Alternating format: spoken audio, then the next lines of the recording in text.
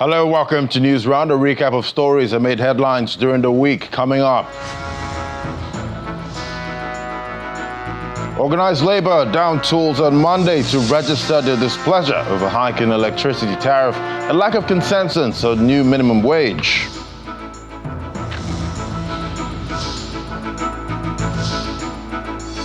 Tripartite Committee, a new minimum wage ends meeting with government recommending 62,000 naira and Labour 250,000 naira.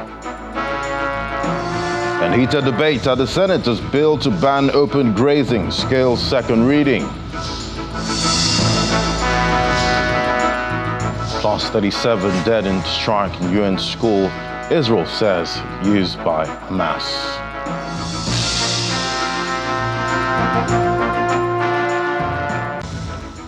And the organized labor made good its threat to shut down activities from Monday, June the 3rd, with no fewer than 15 unions that are affiliates of the Nigeria Labour Congress and the Trade Union Congress, directing their members to fully comply with the directive to down tools.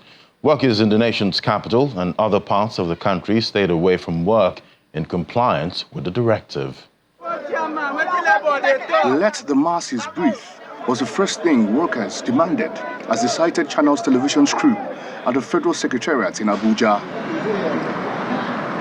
The Federal Secretariat is not the only place under lock and key. The Federal High Court, as well as other government offices in the city center, are also deserted, with schools not left out, which is a delight for the unions who applaud the compliance by Nigerian workers. It's a popular industrial action, so we don't even need to be confident on anything because we strongly believe that this is one issue that touches the fabric of workers in Nigeria. So invariably, from our monitoring since 6 a.m. this morning, the compliance level has been very high. There's no any action, any reaction from the government after the last meeting. So we need, what we want is 475. So now they are giving us 60,000. Explain to us how if a family will spend that 60,000 you are giving to us. They cannot explain. That's why we're on ground. And the strike will continue until they answer us. And the electric tariff have to come down because it's from 60 to 200 and something, which is at the, on the high side. The people are suffering. The Labour leadership also have a message for the government. We expected that government should have apprehended this all the while. Like we always said, we don't enjoy strike. Strike is a means to an end. So if immediately today we have commitment from government, if tomorrow we have commitment, if it's 2 weeks we have commitment from them, then we would pull back. Some Nigerians expressed their feelings on the industrial action. Labour are trying. This is what we want in Nigeria. Let's see that change. Let the masses breathe. We are suffering a lot. A bag of rice is over 100,000. So what are you earning? Your transport and whatever. Nothing. Labour to. So we are like what Labour are doing. We actually resumed 5 weeks earlier before people resumed, other schools resumed. So we are lagging behind now academic, which make us unprepared for our exams. We are fully in support of whatever it is that the NLC and TUC stands for. So once the NLC and the TUC gives us directive that they have complied with whatever it is that the federal government, then once they call off the strike, then we also will comply to that. The Labour centers say only government can decide the duration of the strike action, depending on its response. Daily Omoyeni, Channels Television News. And in the South, civil servants also joined their counterparts in other parts of the country to down tools. A visit to the government offices in Lagos and other southern states showed offices under lock and key, with officials of the labor unions seen enforcing the industrial action.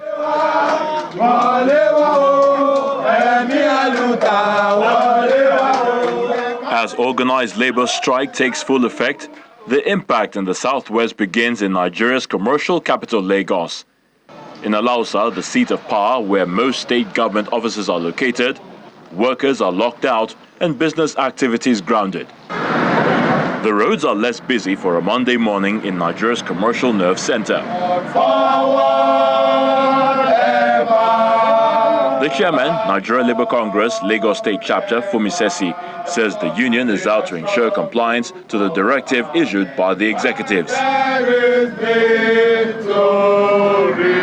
you can see, we've locked the gates for people, staff that are under level 14. The 14 and above are in there working. But we know that if you allow everybody in, there won't be any effect. So anybody below level 14 should go home. That's what we have done. In neighboring Ogun State, the Federal Secretariat at Abeokuta in the capital is under lock and key as workers stayed away from their offices in compliance with directives of the national leaderships of both the NLC and TUC. Labour also made good its promise in Oyo State as many public school students in Ibadan, the Oyo State capital, were turned back by their teachers in the early hours of the day. Banks and other financial institutions were seen running skeletal services as their gates remained closed to usual businesses. The government secretariat at Agodi also showed a very low turnout of workers as most of those present are senior civil servants.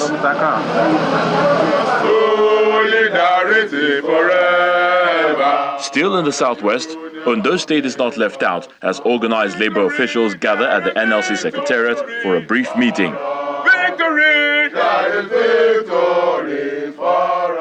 The chairman of NLC and TUC in the state, in a chat with Channels Television, expressed confidence in the level of compliance in the state. Have you ever seen in our House of Rep or House of Senate when they just raise up and sponsor a bill on behalf of workers? They will not. And they know we are the engine room for the money they were spending. But they will never sponsor any bill on our behalf. The labor union leaders later embarked on a monitoring and enforcement exercise to ensure compliance. From the southwest to Ebonyi State in the southeast, in Abakaliki, the state capital. Economic activities are at a halt as banks are under lock and key. Some residents asked Nigerians to exercise patience with organized labor, noting this is a worthy sacrifice, while calling on the federal government to come to terms with organized labor and resolve the issues surrounding the proposed minimum wage. NLC officials also locked out civil servants at the state secretariat in Owerri, the Imo State capital. Edo State, South Nigeria is the next stop, as members of the NLC and TUC locked up the state secretariat, shutting out civil servants from the complex in compliance with the union's directive. The unions say even though the state government recently increased the state's minimum wage to 70,000 naira, they had to comply with the national body's directive, maintaining that the strike is not targeted at the state. Well, the strike is not against the government, it's a national directive, and we are duty bound to comply. Calabar, the Cross River State capital, is not left out. Fuel stations, schools and banks across the metropolis are shut in compliance with the exercise. The impact of the strike is also felt in River State as organized labor is taking extra steps to ensure compliance. At the Niger Delta Development Commission's headquarters, labor met some staff on ground and ordered all non-essential staff to evacuate the premises. Arriving the SPDC industrial area, they opposed strongly the partial compliance, insisting that the labor strike includes the management. An official of Pengasson reiterated labor's stance. Let's speak today. No, we need to talk to somebody. The awareness must be there. No, you enter and follow them. We need to talk to somebody. Take him to whoever that is in charge. We need to talk to somebody. As the strike holds activities across the country, many Nigerians expect that organized labor and the federal government will once again find the common ground at the negotiation table to resolve the minimum wage impasse once and for all. Meanwhile, the meeting of the Tripartite Committee on the new minimum wage has ended with the organized private sector and the government side recommending 62,000 naira as a minimum wage, while Labour recommends 250,000 naira.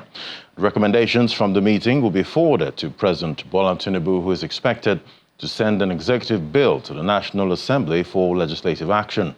The meeting, which was held behind closed doors at the Nikon Hotel, and which lasted about 10 hours, is the fourth since the suspension on Tuesday of the industrial action declared by organized labor.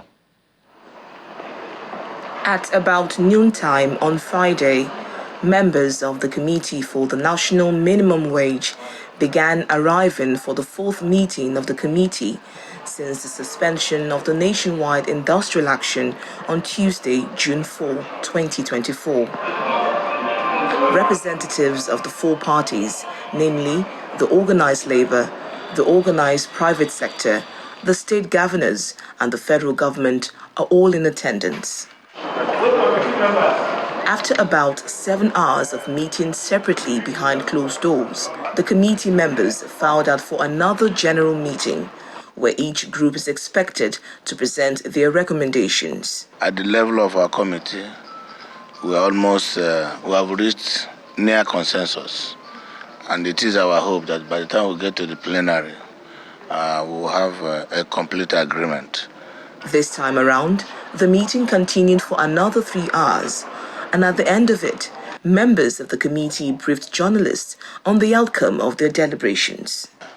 After a very wide consultation and with critical stakeholders, both the organized private sector, the organized labor, and representatives of government, we were able to arrive at a conclusion that 62,000 should be the national minimum wage that will be recommended to the president for further legislative actions to National Assembly when forwarded to them. And the labor is saying that they would like to have 250,000 as the national minimum wage. We had to calm down. Initially we started from 615,000 naira, but we moved close to 150%, precisely about 146% from our initial submission. And today we are making a recommendation of 250,000 naira to Mr. President for onward transmission to the National Assembly. So that is where we are today. Earlier in the day, the Nigeria Governors Forum had issued a statement. Part of the statement reads, "The NGF holds that the 60,000 naira minimum wage proposal is not sustainable and cannot fly. It will simply mean that many states will spend all their FAC allocations on just paying salaries with nothing left for development purposes." End of quote. The Minimum Wage Committee, however, believes strongly that the 60,000 naira is feasible and sustainable. For them to accept that and to bring that forward, including the organized private sector, for them it's sustainable because they agreed to it. So I believe that that's what they can pay. We have too many subcommittee meetings, culminating into the last day of yesterday, where we constituted a few technical committee to bring out all the details, particularly looking at the macroeconomic environment, looking at inflation today, all in a bid to be able to arrive at a point of affordability, sustainability, and ability to pay. President Bola Tinubu had in January this year inaugurated the tripartite committee to negotiate a new minimum wage for workers. After 7 meetings, the committee met a brick wall as Labour rejected the last offer of the government and private sector to pay 60,000 naira minimum wage. The rejection culminated in a nationwide strike, which lasted for 24 hours.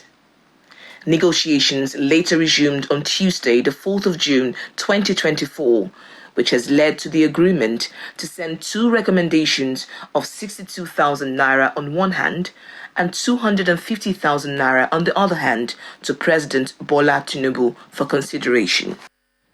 And One News Round returns. Bill to ban open grazing scales second reading in Senate. Details right after this. Do stay with us.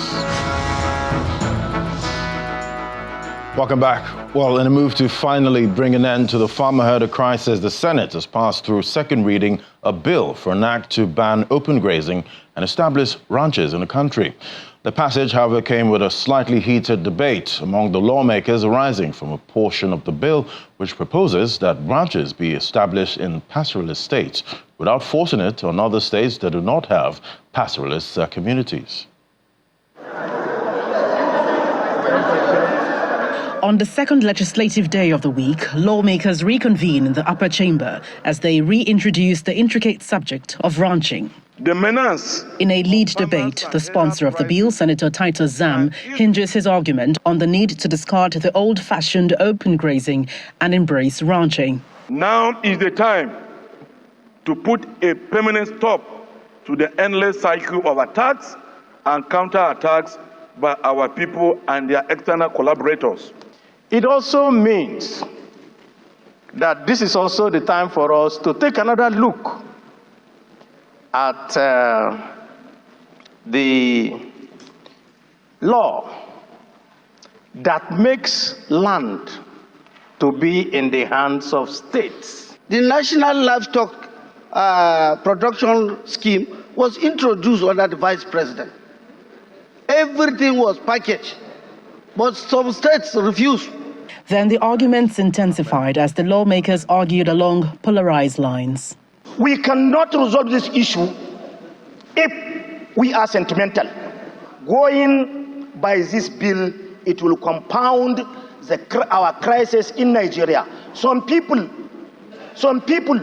close their eyes on what is going on or what lead herders to go against farmers. Every citizen of Nigeria is entitled to move freely throughout Nigeria and to reside in any part thereof. The section you are referring to is talking about citizens of Nigeria. Yes. And cows are not citizens of Nigeria. Cows can come in from Niger, they can come in from Chad, anywhere.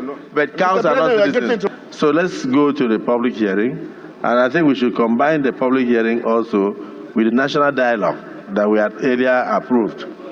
Separately, the Senate debated a bill for an act to amend the Free Universal Basic Education Act 2024, seeking to scale down the number of out-of-school children and increase the penalty for defaulting parents.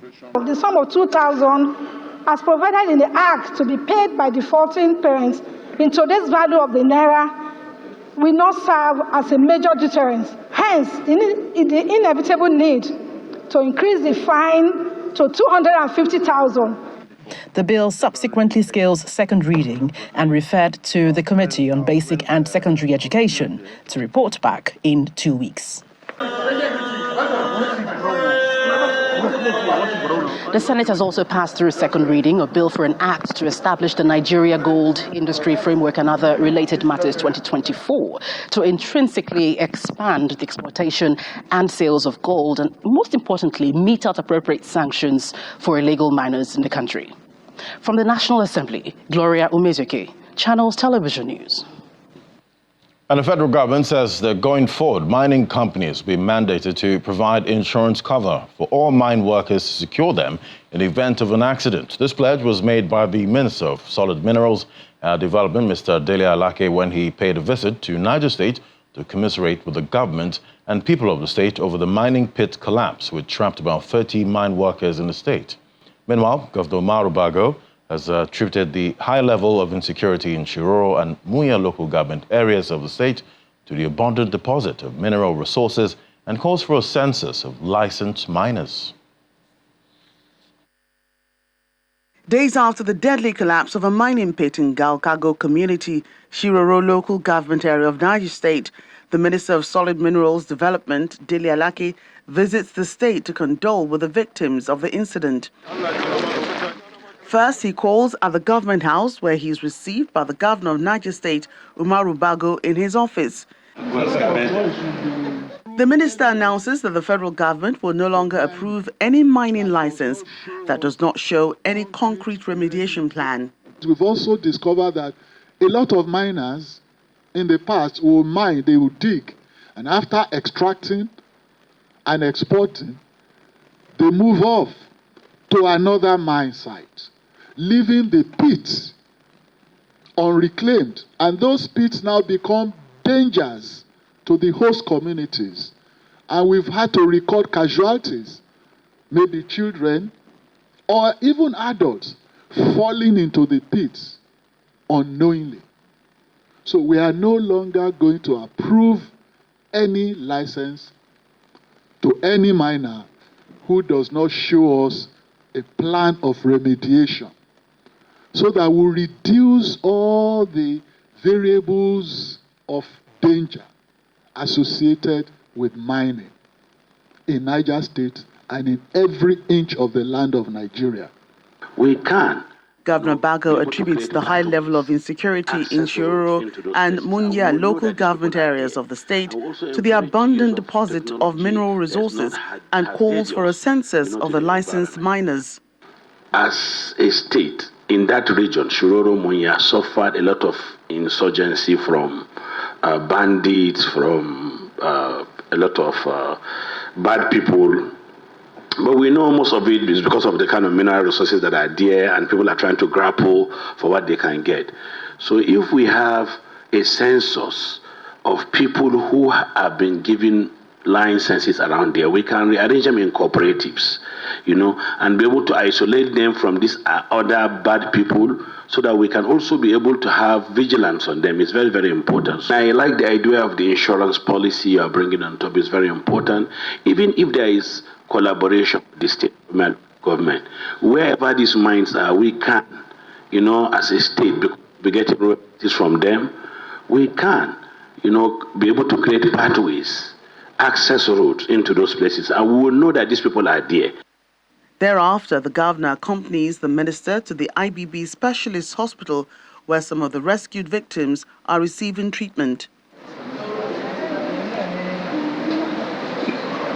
5 days after the collapse of the mining pit, efforts are still ongoing to get to the trapped miners, although the operations are set to be made more difficult due to constant rainfall and insecurity around the mining area.